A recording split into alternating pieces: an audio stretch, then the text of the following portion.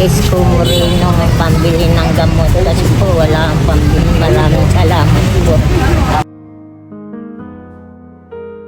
Mayor, thank you po sa binigay mo sa akin dahil pambibili ko yung puto ng gamot. Thank you po.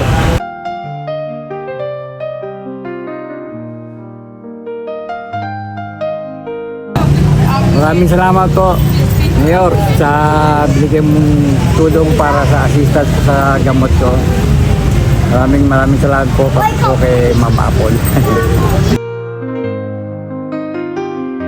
Thank you po, Yorme, sa tulong po ninyo sa akin. Maraming salamat po, Yorme.